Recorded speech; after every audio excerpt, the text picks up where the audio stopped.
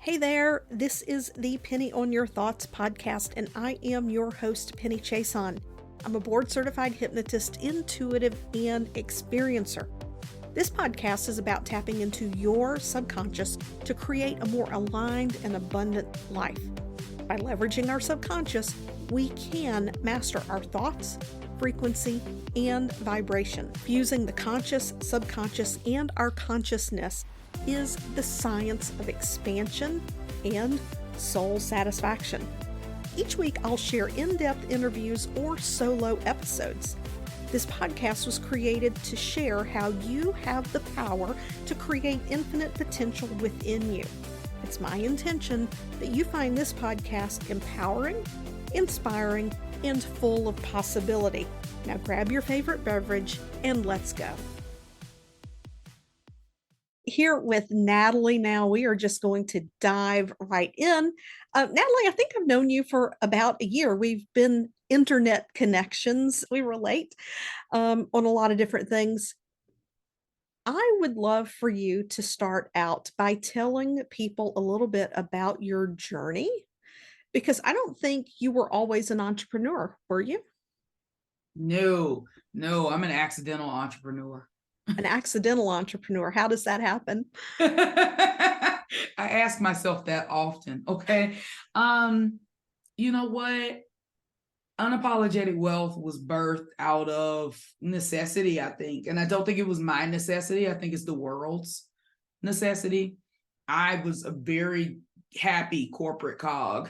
I really am a fan of sameness, and I'm pretty risk averse. And those are not qualities that typically make a good entrepreneur at all. So, but the pandemic hit and I wasn't able to do financial literacy, speeches out in the community like I had become accustomed to. I wasn't able to work my part-time job. I got laid off. I was working 2 jobs to pay my student loans because that's a fun thing to do. And my full-time job went from 40 hours a week to 20 hours a week to 10 hours a week because of the shutdown immediately with COVID. So I found myself with a lot of time. I found myself going from working 70 hours a week to 10 or 20 hours a week. And it gave me a lot of time to reflect on how I saw my life being. I didn't like what I was getting paid, even though I liked the work that I did. I didn't like serving the public because sometimes the public is racist. And I am always Black. So there's that. So I said, maybe I could do this myself. Maybe I could be a money coach. I'm already a personal banker. I'm already a junior brokerage associate. I already have securities licenses. How hard could it be, right? It's the same thing I'm already doing. And it's just evolved into something really interesting. As a money coach, I realized that people don't have a discipline problem. They had a money problem. They didn't earn enough money for the budget to work. It wasn't, I want to overspend. It's my bills are $3,000 and I make $2,000. So every month I've got to juggle who's not going to get paid. And then I said, I'm going to move my niche. I'm going to only serve entrepreneurs. And they were broke too. And that just baffled me because in my opinion, my very naive opinion, you go into business to make more money. That's the whole point. So meeting broke entrepreneurs was so shocking. I'm like, what do you mean you don't have money to put in a brokerage account? What do you mean you don't have money to invest in your business? What do you mean you don't have money to send your kids to private school? Like, why are you in business for yourself if you're doing worse than you were doing in corporate financially? And it's because they weren't selling enough. So I decided that maybe all the years of corporate sales training were actually going to benefit me somehow. And I became a sales coach, and the rest is history. I think there's a lot in there. I would like to start with this. How did you get into financial literacy? Like what was the seed for that? I had always been a money person and had always wanted to work at the bank. I worked at DirecTV in outside sales. I worked at Verizon Wireless in inbound sales, and finally applied at Wells Fargo and got the job. And they actually had a program where they would pay you for 16 hours a year for community service. And I was at some event and the speaker fell ill and they asked if anybody was willing to do the presentation. The presentation was already there and queued up, but I had never seen it. But I decided that if no one else was going to do it, that I would do it. And I decided I really liked it and was good at it. And so I spent every year doing my 16 hours they paid for and probably another 50 hours that they didn't. That's just shows that you're an expert in what you do. When there's a presentation queued up and you can say, you know what, and that's confidence to the nth degree. Say, well, I'll get up and I'll do my best and let's see where this goes, Pretty much. and to crush it. One benefit that entrepreneurship definitely has is that we can choose who we work with. We can choose who helps us to feel good, who helps us feel empowered, and those that have beliefs that we want to support and elevate. And you said something that's very important, and you talked about the racism that exists. And I totally agree with that. I did not understand, even though I've always considered myself what's now called an ally, I did not truly understand what white privilege was until an event that happened back in 2018. I'm not going to bring it up because I don't want to re-traumatize people. I understand that's a very real thing that happens, but there was this stone cold moment where I stopped and I'm like, you know what?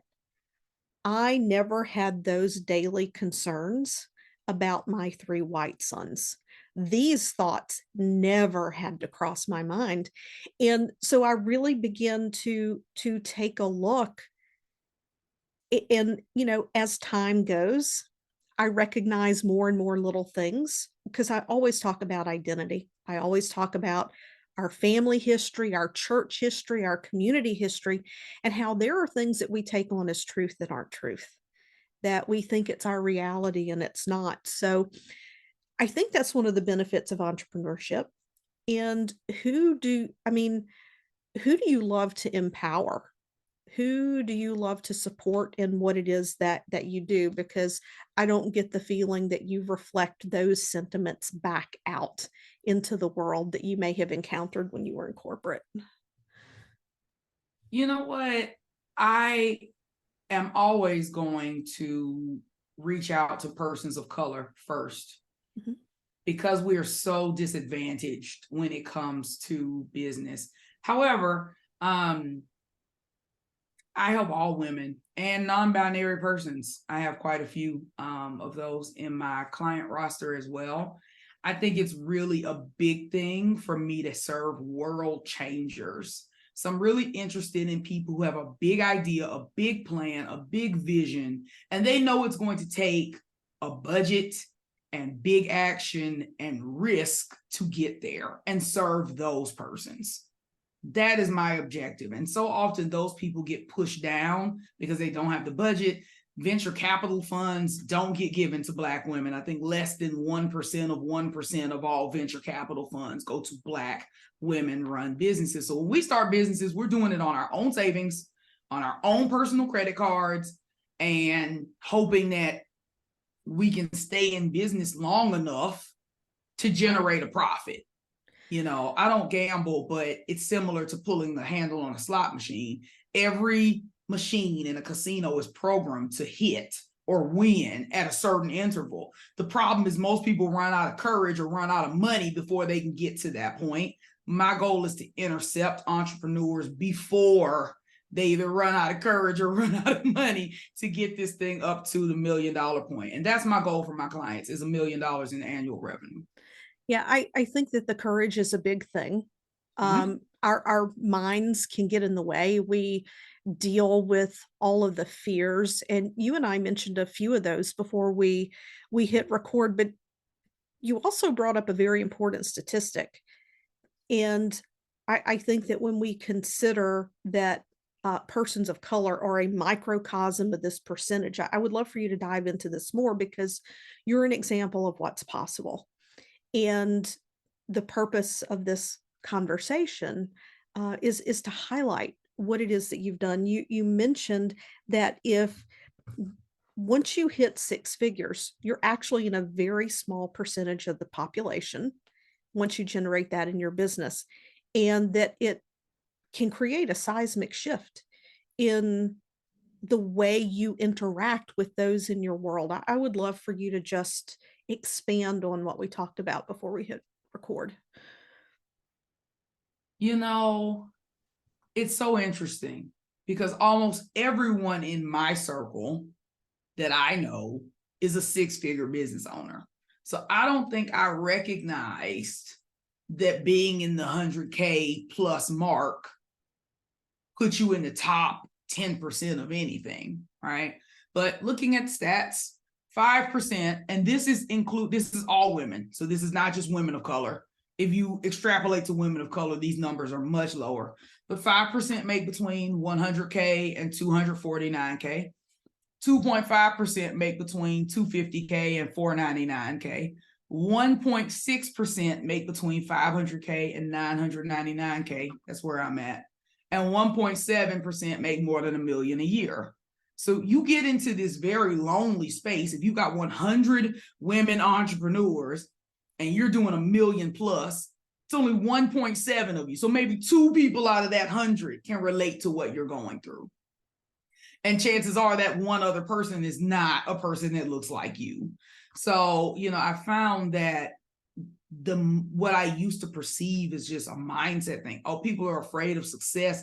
That doesn't make sense. What they're actually afraid of is isolation or being ostracized, being judged, being out of touch, having people decide how they are as a person. I made a post on Facebook that I would like to be a billionaire, and the backlash was swift and immediate. It was billionaires are horrible people. They trample on the poor to get ahead. They're stealing from you. They're lying to you. They're bad, bad people. And I talk about, Warren Buffett, for instance. And I go, well, talk to me about Warren Buffett. He's in his 90s now. He bought Berkshire Hathaway in the 70s. He's owned it for decades. Charlie Munger, his next in command, is 99. He's been the next in command for decades. Can you talk to me about how Warren Buffett trampled on the poor? Specifically, can you talk to me about the sweatshop he ran? Because to my knowledge, he's been investing in businesses and the stock market. So where is the trampling? And nobody can tell you that, right? They've already made a decision based on who you are. And I've literally met people who've told me, you either are a bad person, Natalie, or you will become a bad person if you stay on this road to wealth. And it's interesting because when I left anesthesia, I don't know if you knew this, I was a nurse anesthetist and I walked away. I did not know that. Yeah, I was in healthcare for 25 years. So very regimented, very structured, protocol-driven environment. And I walked away in October 2019 to go full-time into my hypnosis practice when it went virtual. And my last anesthesia shift was on January 2nd of 2020. And my peers looked at me because I did a per diem. So I walked away from my full-time job in October 2019, and I'd picked up a shift somewhere else. It was local. And they looked at me and they said, "Don't forget us little people."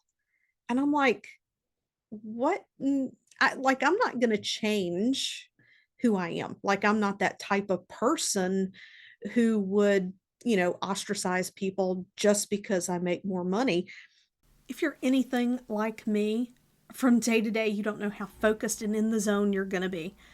I mean, when I'm creating content or working with clients, I like being focused and grounded, and that's why I'm happy I discovered Magic Mind. After just a couple of days of drinking Magic Mind in the morning, I noticed I was able to stay on task and get things done without squirrel brain. The best part, it doesn't make me feel antsy, and I sleep better because I'm not drinking caffeine all day. The really cool thing about Magic Mind is that it's all natural, made with matcha, nootropics, adaptogens, and it doesn't have any sugar. If you could use more focus and calm like I did, I highly recommend Magic Mind. You can get it at magicmind.com/design destiny.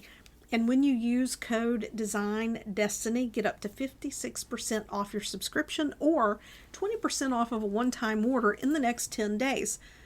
If you already have a subscription, the code still works so that you can begin saving on your next shipment. Now, if you know me, you know I don't recommend anything I have not tried first and know that it works. Plus, they offer a 100%, no questions asked, money back guarantee, so there is nothing to lose. Head on over to magicmind.com/design destiny and use code design destiny. I'd get the 30 pack if I were you because it's the best value. But we were talking about I think you called it the Ricky Lucy effect, and how successful people typically tend to repel each other in several of the fears of success that come in there. What is something that you see often that tends to stop people in their tracks, or it causes turmoil and it keeps them from moving forward? The number one thing that stops people from moving forward is fear of what other people think of them. 100%. 100%. That is the root of 80% of the issues that I coach people through. What is my old boss going to think? What is my husband going to think? What is my mom going to think? What are my parents going to think? What are my grandparents going to think? What are my old colleagues going to think? What are my existing clients going to think if I pivot? What if my future clients going to think if I raise my prices? What if the people in Europe think I'm ableist? What if, and they just convince themselves that it's safer to take no action instead of some action. Here's the bad news, listeners. You're going to piss somebody off no matter what you do. That is the bad news. The great news is that you have permission to go do the thing. Just do the thing, because you will. If I stay poor, I will get backlash. I will be a statistic. If I stay middle class, I will get backlash and I will still be a statistic.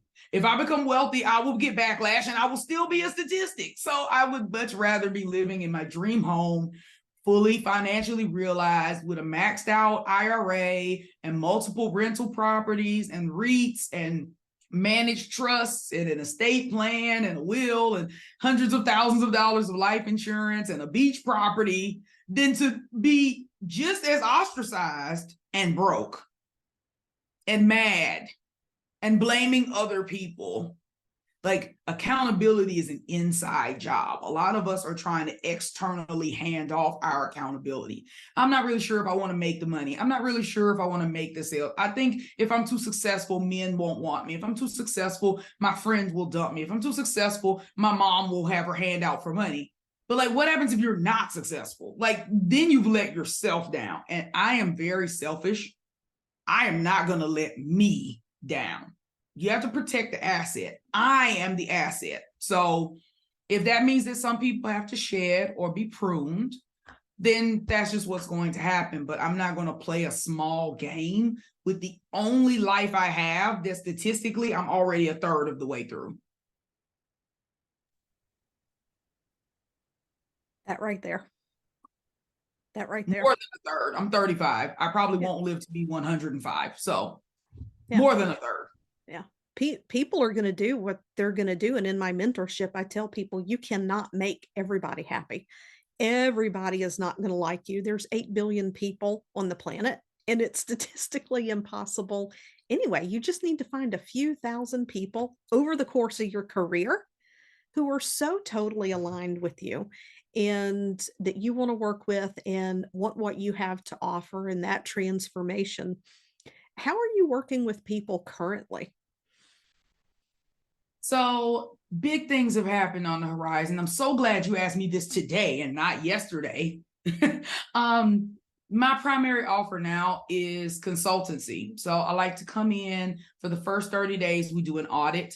I like to audit your sales funnel, your sales page, your copy on your website, how you show up on social, primarily your Facebook, your Instagram, and your LinkedIn profiles. What happens when people opt into your freebie? Do you have an evergreen webinar? I'll watch the webinar. I want to immerse myself in all the ways that you pull people into your web. I want to know your top line funnel leads and how it trickles down. And then I give you a report and we can look through what I've uncovered. You know, was it basic stuff like links being broken and ambiguity in your email? Or is it major things like sales friction where it's hard for people to get on a sales call with you? And if people want to continue on, which most do, then we can start an ongoing monthly retainer that will help us resolve those issues. If that's pulling in my SEO consultant or helping you rewrite your homepage, creating your sales scripts for your sales calls, training your sales team, fixing your messaging, and giving you a brand voice guide. So it's customizable, but it's a 6-month relationship. I'm elated about it. I feel like it's a really good use of my time. On the coaching side, I do still have a VIP day for now for people who really do want to learn to improve their own messaging, who want to learn to be their own salesperson, and have already got a good feeling for the nuts and bolts going on in their business and really just need the space to reflect back where they see themselves going, and then me being able to transfer some actual sales skill onto them. Other than that, I've got a couple like backdoor, like Starbucks secret menu offers. I do wealth consciousness coaching for Henry's, high earner, not rich yet, and for what I call nouveau rich. So let's say you are in this 1.7% of this 7-figure business and you're the first millionaire in your family. Now what? I met with women that didn't have financial advisors because they didn't think they qualified to have financial advisors. They're millionaires, but they didn't think they qualified. People who don't have life insurance or estate plans because they don't know how to find people or who to trust. So I kind of walk in as a guide and help as a concierge to vet and find their financial dream team, and also help them with the mindset stuff that comes up when you're recognizing I'm in a totally different socioeconomic class than what I was when I grew up. My goal is to avoid the lottery winner syndrome, where they start to give it all away or ruin the money because they haven't formed a new identity around the money. So that's always been rewarding as well. I think it's important that you bring that up around the identity around the money, because some people get money drunk. They haven't healed or worked through their money stories. Maybe they really, had to get scrappy to create their life. And I've connected with people who were running 7 and multi-7-figure businesses, and they had difficulty pulling together the funds to work with me. And that was before I was even at my current rates. And I remember that it blew me away, because you said earlier that you were naive about people and their money, and entrepreneurs who are broke, that they have these high multi-6, multi-7-figure businesses and they don't have disposable income because they mismanaged it. And so I love that on the back end, you do that financial consultancy or mentorship there, because we don't know what we don't know. That's the whole crux of it. And when you look at men who are wealthy, they can go to their grandparents. They have a family office. They have a family trust. They already have a network of relationships. They have a family attorney that's been vetted through the generations. And that attorney, grandfather started the practice, and then he passed it to his son, and he passed it to his grandson. So they have a web of trust. And Black people, Hispanic people specifically, are like 8 times less likely than their white counterparts to have a relationship with financial advisors and legal team already set. We're just not likely. So we're starting from scratch. We are literally the first generation with money in our family. And so it's very frightening to know, what do I do first? What do I do next? And how do I not mess up this money? And if you have an identity that says you're bad with money, which almost every person with color has had that narrative pushed down on them, whether it's true or not.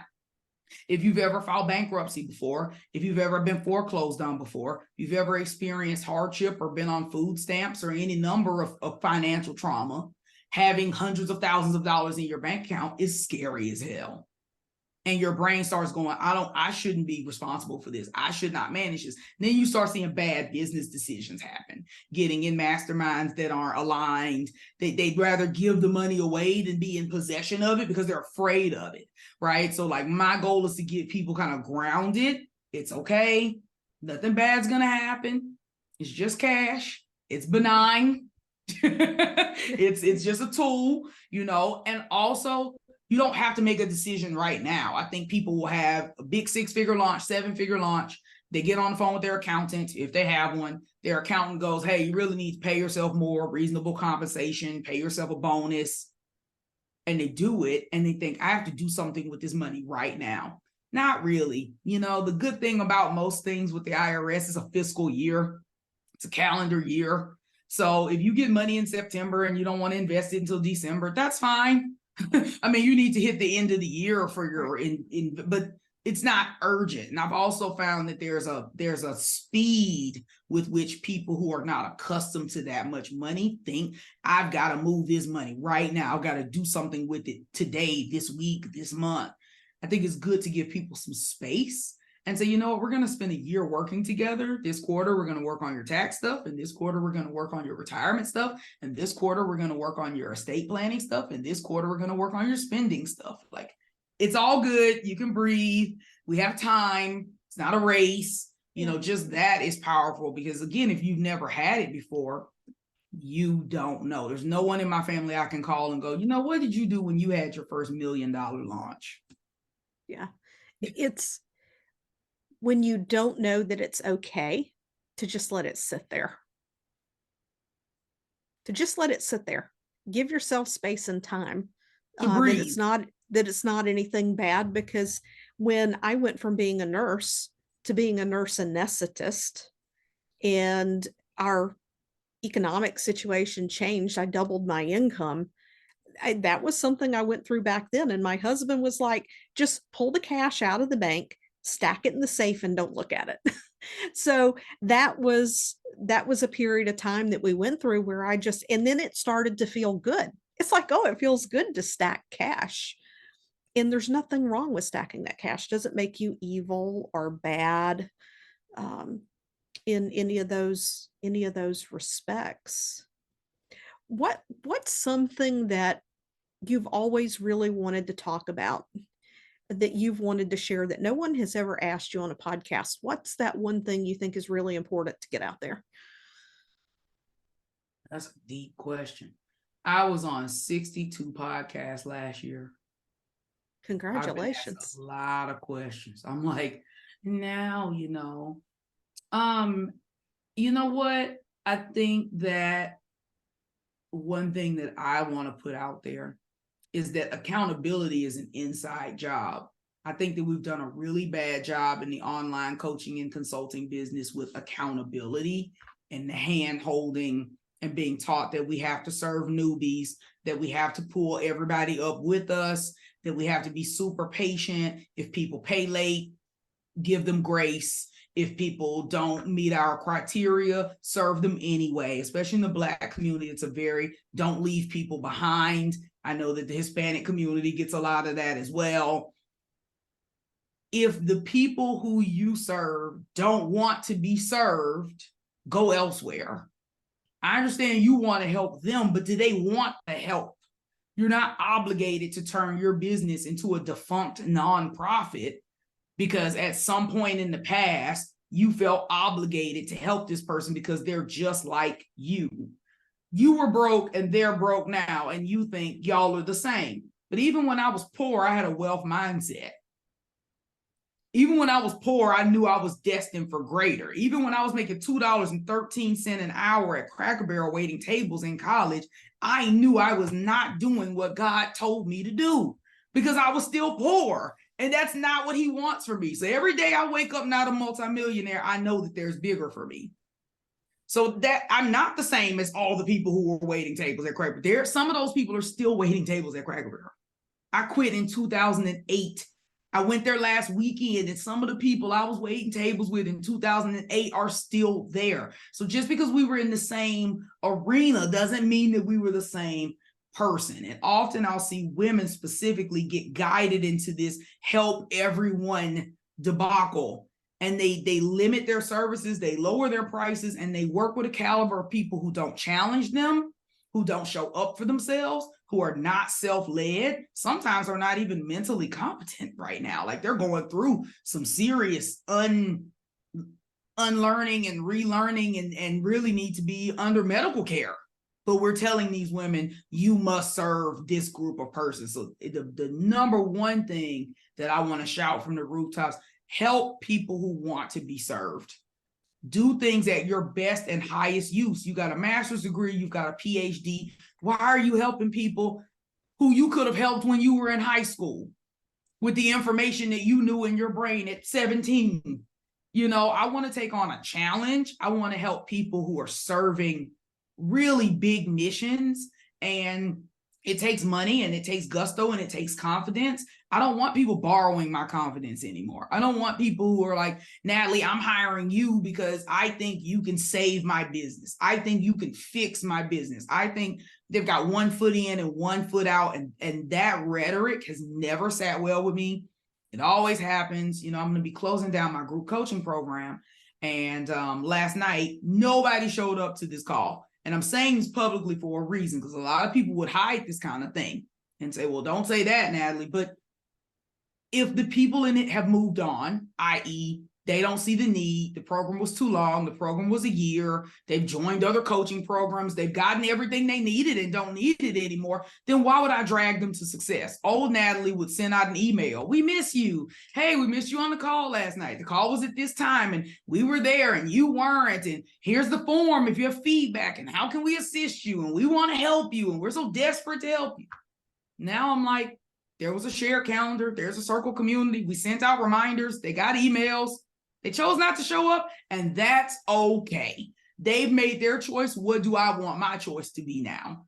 Right? Instead of this, I'm obligated to give people this value that they pay. They know they paid for it. They're adults. They know that they are paying for the service. Their credit cards are being charged. They are aware of the service. But what am I going to do instead? And I had to say, you know what, Natalie? You've outgrown this particular era. You've outgrown the space of convincing people that sales makes money. That is a standard. I've been preaching that 365 days a year for 982 consecutive days. I'm done.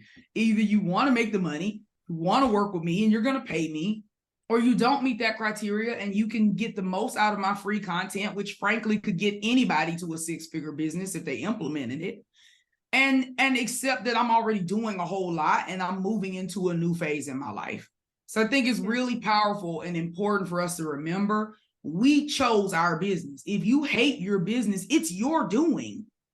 So do something else. And I don't think anybody ever talks to me about how hard it is to run group coaching programs or how difficult it is to let people sink or swim, because we are not accustomed as women to allowing people to sink. We don't let our children sink. We don't let our husbands sink. We don't let our boyfriends sink. We don't let our friends sink. We don't let our churches sink. We are always trying to race to the rescue and putting that Wonder Woman cape down and saying this person had just as much availability, accessibility, and authority to show up and take a different action as I did, and they chose not to, and that's okay. That has been the eureka of my lifetime, and I'm just feeling really free and good about it. Yeah, and we were talking about coaching earlier and how sometimes what people think is coaching isn't even coaching. They're looking for a teacher or they're looking for an advisor, and not actually they're not wanting to be coached. And I agree with you. In 2019, a couple of things happened. Before I went full time, I reached this point where I had to realize that I could not take responsibility for my client's transformation, and I could not take on their situation or emotions. I had to set myself apart and compassionate, be like, here, this is where I can help you to go.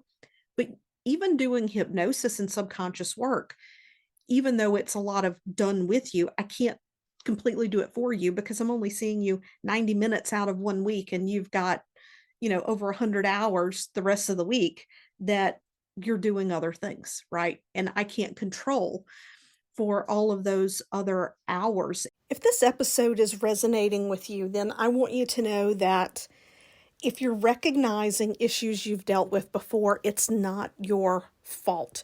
As entrepreneurs, well, heck, as any human being, we have all had experiences in our lives that have created imprints in our subconscious mind that have formed beliefs, things that we should avoid, right?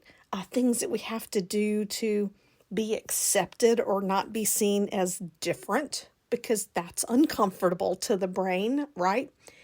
And then we have the stories that we carry, the things that we picked up from our parents and society around us, around what it means to be successful and to be an entrepreneur and to have money And if you're an entrepreneur and you're sitting at low multi six figures and you want to go to seven figures, and in your mind, you're questioning whether or not you're ready for it, right?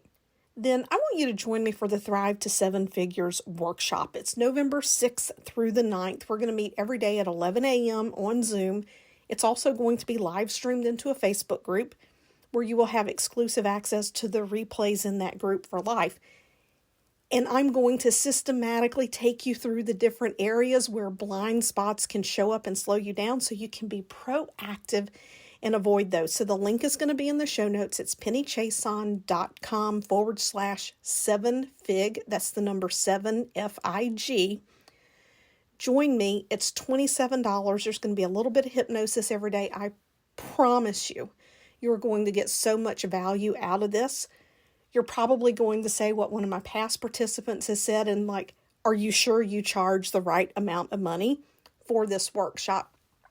So be sure to go and to sign up, pennychason.com/7fig. Let's dive back in. And you mentioned that that's why you moved to consultancy. And you just said that, right? You're not in the business anymore of convincing people that sales will make them money. You're connecting with those people that already know sales will make me money. Now, how do I put rocket fuel under this? And I like Exactly. that. People who are already making money. And, you know, I won't say that higher level persons don't want coaching. I'm not going to make that assertion because I can't speak for everybody that's making money.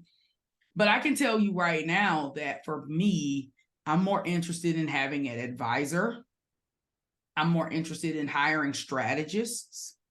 I consider myself to be a consultant and a tactician. I'm excellent at breaking down the steps that it takes to deploy the strategy. And most people I'm learning are not. That's something I've always taken for granted. So if you want to get to the top of Mount Everest without dying, you definitely need a strategy, okay? But the strategy has to be broken down into the steps you're going to take. How are you going to pack your bag? How long are you going to walk each day? What direction are you going to take? Are you going to go with a Sherpa? Pretty sure they make you do that now, etc. What are the tactics that make the strategy work? Because the strategy could just be, oh yeah, take a direct route going north and don't walk more than 8 hours a day and make sure you stay well hydrated. But the tactics are going to say at 6 a.m. we wake up. At 6:30 we depart. At 7 a.m. we drink 1 liter of water. At 8 a.m. we eat rations. That's what's actually going to keep you alive and keep you on the strategy. Most people struggle with the tactics. The how. So the how. They know the what, but the exact how is where it all falls down. And coaching doesn't give you the how. It gives you more of the why. So you've got a what. What do you want? $100,000 months. Great. Let's talk through the why. Let's talk through the mission. And somehow will come out, but it's coming from you and your lived experience. Whereas if you just hire a consultant, they can make a diagnosis and they can give you a step-by-step how. Do this and then do this and then do this and then do this. This is my packet of recommendations. So I found that more persons who are doing mid-6 figures, even if they say they are looking for a coach, are actually looking for a consultant. They are looking for someone to assess what's going well in their business so that they can ignite what's going great and diminish what's not going so great. They're not actually looking for someone to hold space, ask them thought-provoking questions, help them kind of suss out their feelings, reshape their identity. Not usually. So I think it's a better fit overall. I'm finding that people who come to me for coaching are actually looking for mentorship. You did something, tell me how you did it, walk me through your exact paths, because I'm trying to come behind you on the same path. That's also not coaching. So I think the biggest issue is that people just, by and large, have no clue what that word means, which is bad, because the number one cause of chargeback, refund, friction, unhappiness is unmet and unspoken expectations. So if your client has an expectation of what coaching is and you have an actual definition of what coaching is, and those two things do not align, you're going to have issues. And I'd rather have an issue-free business from now on, you know? Yeah. Words matter. They're definitely important. How can people connect with you if someone wanted to reach out to you and have you come in and do an audit on their business or find out about your Starbucks menu? Where do they find you? They can go to unapologeticwealth.com. That is my website. That is the best place to find me. I am also on Facebook and on Instagram. My IG is a placeholder. I'll get Penny to put in the show notes how you can follow me on Facebook, because that's where the shenanigans are. I post 7 to 10 times a day in a system I call scattered omnipresence. Okay. So I'm always around, haha, and giving, in my opinion, really helpful business advice. Not just business advice, you give those, pardon my French, swift kicks in the ass, because I've definitely sometimes seen a post and I'm like, Natalie, you're looking over my shoulder. What are you doing, girl? I'm good like that. Yeah. I know what's going on in the therapy calls. I know what you got. I know what people have going on in their businesses, because I'm around. I think there's a lot of power in being familiar with your person. And Yes. A lot of us seem like there's a big movement now that's like, how unattached from my clients can I be? How distant can I be and still make money? And I pride myself in being really active and really present with my clientele and my potential future clientele. Yeah, I definitely don't get into my clients' emotions, but as you say, at the same time, I mean, we're there to be available to them, to understand their situation, so that when they have a question, we're in touch with where they are and where they want to go. Well, I want to thank you for being here today, Natalie. I've enjoyed the conversation. I'm sure that it will be enlightening for a lot of people, and to just applaud you on your success, because it is a very small percentage. And I have met with situations where people have talked down to me because I'm a woman. How could I possibly know anything about business? And I'm sure that the stories I have don't hold a candle to the things that you have decided you were not going to allow to define you or your success. Yeah, you know what? Being naive is beneficial. I tell people that all the time, and they're like, Natalie, you're not naive. I am. I grew up sheltered. I'm very naive. But it's beneficial because I didn't know what to be afraid of when I started my business. I didn't know it was going to be hard. I didn't know you weren't supposed to make 6 figures your first year. I made 6 figures my first year in business because I didn't know you weren't supposed to. People go, oh, it's going to take you 5 to 7 years to be profitable. Oh, well, I didn't know that. So I was profitable my first year. Like, I didn't have the fears built up that a lot of people have because I didn't have the facts that a lot of people have either. So I kind of went into it very green and optimistic, whereas I think a lot of people start business kind of jaded and cynical and what they call realistic. I'm being realistic. Realistically, I'm not going to make that much money doing that. And I just completely skipped that phase, which is a blessing. The best thing I could tell people is that statistics are retroactive. They are in the past. So they are not indicative of what you can do in the future. They are just a measurement of what has already happened in the past. So every day that you're alive, you have an opportunity to move the statistics in a different direction by being a different type of person. If you don't like the statistic that women in business don't make any money, start making more money. That's how you change that statistic. You don't change it by lamenting over it and discounting your prices and serving people with no money. That's not how you change the statistics. So figure out what you need to throw rocks at and then put your armor on and get to battle. Yeah, I remember my very first coach. I did an intensive day with her because my business just blew up overnight. And she has her degree in business psychology. And she told me, she said, do you realize you had 3 years of business growth in 90 days? I had a Rainmaker event in my business. And she said, you're in the top 5%. And she said, 95% of women never make it to where you are.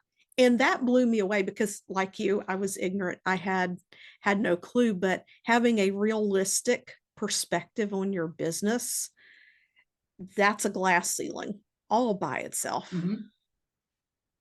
That's true. Yeah, I now that I've hit it, I'm excited about it. I'm excited about congrats on your Rainmaker event. I'm looking forward to having another live event and having it be a big production. But I'm always honored to be around people who are excellent, such as yourself. So I appreciate you letting me be here today and talk to your people.